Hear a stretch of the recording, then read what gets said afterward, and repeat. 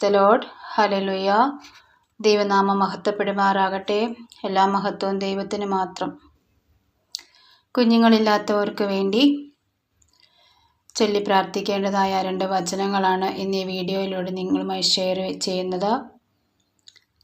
വിവാഹം കഴിഞ്ഞിട്ട് വർഷങ്ങളായിട്ട് കുഞ്ഞുങ്ങളില്ലാതിരിക്കുകയും അതിനു വേണ്ടിയിട്ട് പല ചികിത്സകളും നടത്തി അവസാനം മനസ്സുമടുത്ത് വിഷമിച്ചിരിക്കുകയും ചെയ്യുന്ന അനേകായിരം ദമ്പതികൾ നമ്മുടെ സമൂഹത്തിലുണ്ട്, നമുക്ക് ചുറ്റിലുമുണ്ട്, നമ്മുടെ ഓരോരുത്തരുടെയും ഭവനങ്ങളിലും ഒക്കെ കാണും.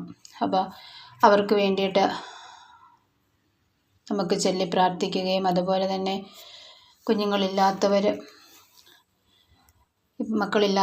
മക്കൾക്ക് വേണ്ടിയിട്ട് ആഗ്രഹിക്കുന്നവർ നമ്മുടെ ഉദരത്തിൽ കൈവച്ചിട്ട് ഈ 2 വചനങ്ങളും ചൊല്ലി പ്രാർത്ഥിക്കുക.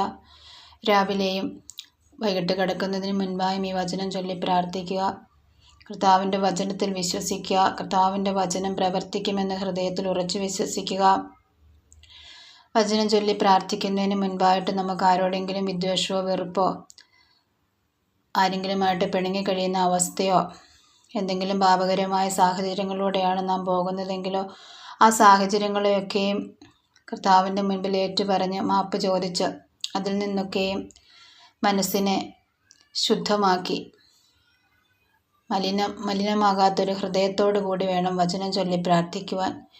അപ്പോഴാണ് നമ്മുടെ പ്രാർത്ഥനകൾ എത്രയും പെട്ടെന്ന് ഫലവത്താകുന്നത്. കാരണം വചനം ദൈവമാണ്. ആ വചനം അശുദ്ധമായിടത്ത് കർത്താവിൻ്റെ വചനം പ്രവർത്തിക്കുകയില്ല. ശുദ്ധിയുള്ളിടത്ത് മാത്രമേ കർത്താവിൻ്റെ വചനം, ഹൃദയശുദ്ധി, അതിന് വചനം പറയുന്നുണ്ട്, ഹൃദയശുദ്ധിയുള്ളവർ ഭാഗ്യവാന്മാരെന്ന്.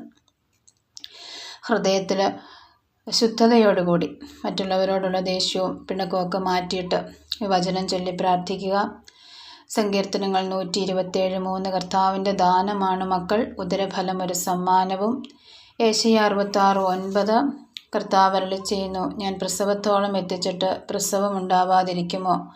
ജന്മം നൽകുന്ന ഞാൻ ഗർഭപാത്രം അടച്ചു കളയുമോ? നിന്റെ കർത്താവ് ചോദിക്കുന്നു.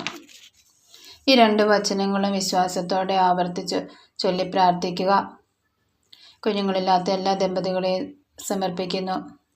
നമ്മുടെ കർത്താവായ യേശുക്രിസ്തുവിൻ്റെ അധികാരമുള്ള നാമത്തിൽ കുഞ്ഞുങ്ങളുണ്ടാവാൻ, അവർക്ക് അതിന്മേലുള്ള എല്ലാ തടസ്സങ്ങളെയും യേശുവിൻ്റെ നാമത്തിൽ ആ കുഞ്ഞുങ്ങൾ ഉണ്ടാവാനായിട്ടുള്ള തടസ്സങ്ങൾ യേശുവിൻ്റെ നാമത്തിൽ ശാസിക്കുന്നു, ബന്ധിക്കുന്നു, ബഹിഷ്കരിക്കുന്നു. യേശുവിൻ്റെ കാൽച്ചുവട്ടിലേക്ക് പായിക്കുന്നു.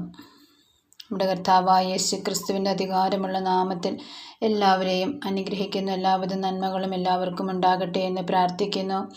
ഈ വചനം നിങ്ങൾ മറ്റുള്ളവരിലേക്ക് എത്തുന്നതിനായിട്ട് കഴിയുന്നത്ര ഷെയർ ചെയ്യുകയും ഈ ചാനൽ സബ്സ്ക്രൈബ് ചെയ്യാത്തവർ സബ്സ്ക്രൈബ് ചെയ്യുകയും ചെയ്യുക. കാരണം ദൈവത്തിൻ്റെ വചനം എല്ലായിടത്തും എല്ലാ മനുഷ്യരിലും എത്തിച്ചേരട്ടെ. യേശുവേ നന്ദി, യേശുവേ സ്തോത്രം.